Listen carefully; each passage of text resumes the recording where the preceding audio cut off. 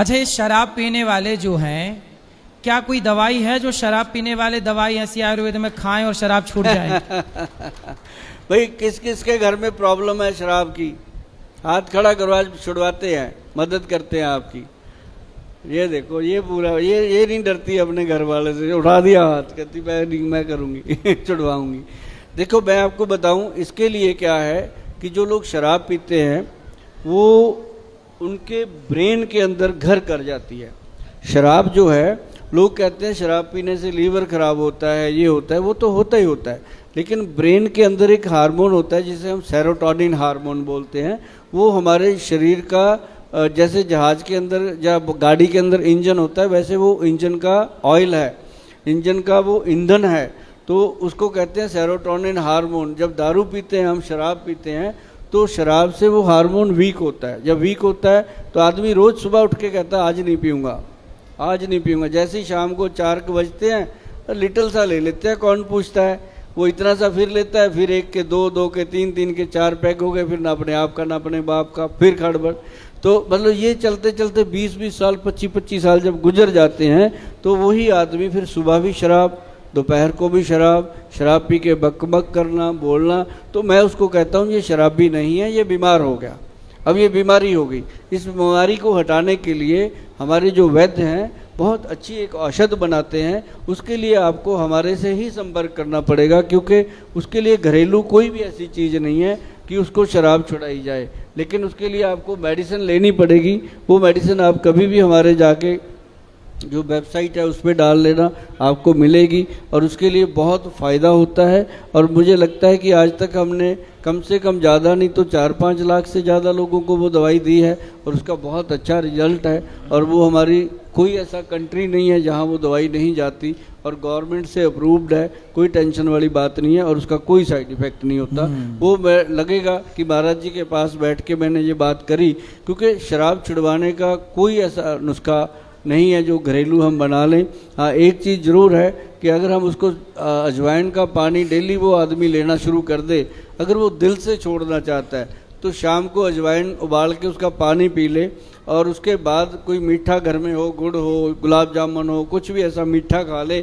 तो मीठा भी एक ट्रंकलाइज़र का काम करता है। तो जो ट्रंकलाइज़र का काम होता है उसका थोड़ी देर के लिए मूड चेंज हो जाता है कि छोड़ो आज नहीं पीते, तो उतनी देर में उसको खाना खिला दो, तो मुझे लगता है वो आदमी बच सकता है। अदरवाइज़ शराब छोड़ने का जो सिस्टम है उसके लिए दवाइयाँ देनी पड़ती हैं, मेडिकल हेल्प लेनी पड़ती है। अच्छा, आजकल छोटे बच्चों को, बड़ों को, स्त्री को, पुरुष को ये हार्ट अटैक की समस्याएं खड़ी होने लग गई बहुत ज़्यादा। तो ये हार्ट अटैक क्यों होता है, पहला सवाल। और यदि है ये बीमारी तो क्या इसे आयुर्वेद किस तरह से ठीक कर सकता है? हार्ट अटैक का जहाँ तक आयुर्वेद का रुझान है, उसके अंदर सबसे बड़ी चीज़ें जो है, हमारे जो आयुर्वेद ग्रंथ हैं उनमें तो प्रिकॉशन ज़्यादा लिखे हुए हैं।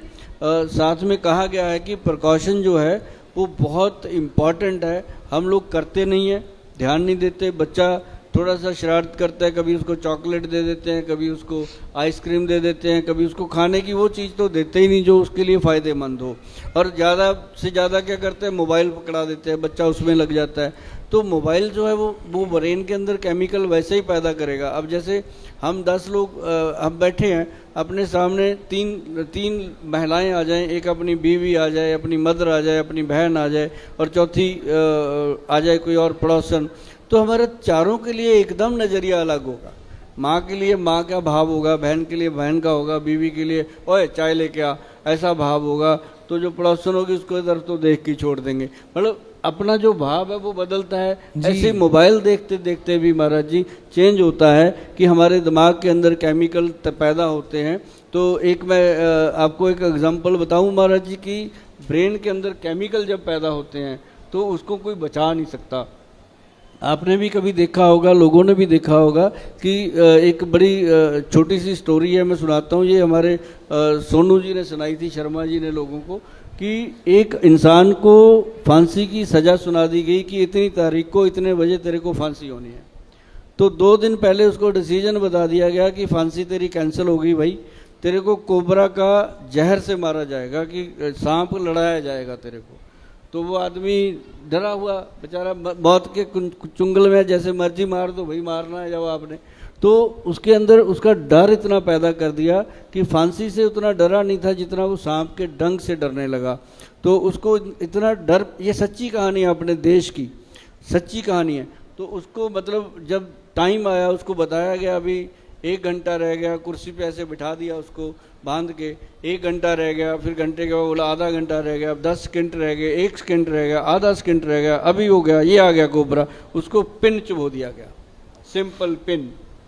तो पिन चुबो दिया गया तो उसकी डेथ हो गई पिन चुभोने से। और जब उसका पोस्टमार्टम हुआ तो ब्रेन में से कोबरा का जहर पाया गया। तो ये अपनी सोच जो है ये बहुत बड़ा काम करती है। आपका थॉट हमेशा, हम हमेशा कहते नहीं कि खुश रहो, हर हाल में खुश रहो, हर फन मौला बन के रहो, तब जा कर के अब ये चीज़ें ठीक होने वाली हैं। और अपने आप को पूरा ध्यान रखो। महाराज जी के पास आप आते हो, मैं तो समझता हूँ आप धन्य हो, हम तो कभी कभी आते हैं। इसलिए कहते हैं जैसी दृष्टि वैसी सृष्टि। आप जैसा सोचते हैं वैसे आप हो जाते हैं। अच्छा सोचेंगे आप अच्छे हो जाएंगे, आप बुरा सोचेंगे आप बुरे हो जाएंगे। इसलिए अच्छा सोचिए।